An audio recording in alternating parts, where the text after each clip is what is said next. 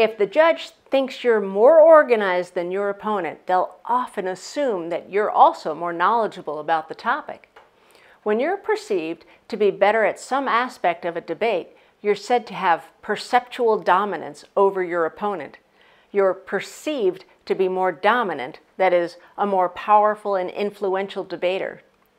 Not only the judge perceives this, but your opponents as well, making you more likely to win the debate.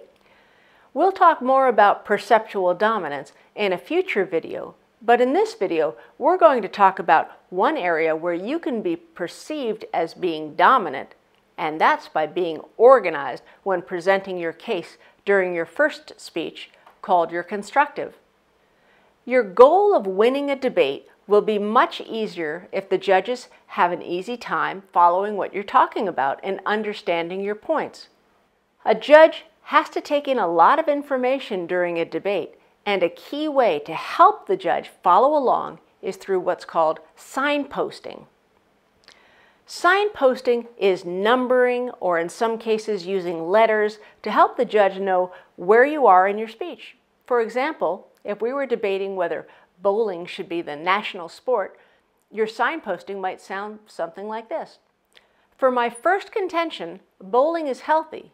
Subpoint A, bowling is good for physical health, starting first with muscle development. Secondly, it's good for heart health. Subpoint B, bowling is good for mental health, and so on. Similarly, you want to mention by number or letter when referring back to your points, or if responding to a numbered point of your opponent. For example, my opponent, in his third contention, talked about the popularity of pro football, but as I mentioned in my second contention, bowling is inclusive, and inclusivity means men and women, young and old, weak and strong. A national sport should have a place for everyone in the nation that wants to participate, not just elite athletes.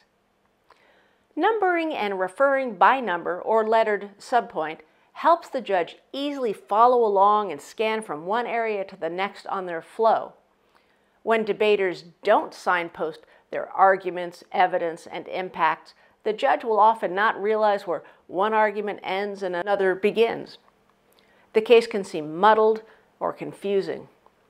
So, to sum it up, you really want to verbally hold the judge's hand throughout the debate, directing them how to write their flow and where to look on their flow.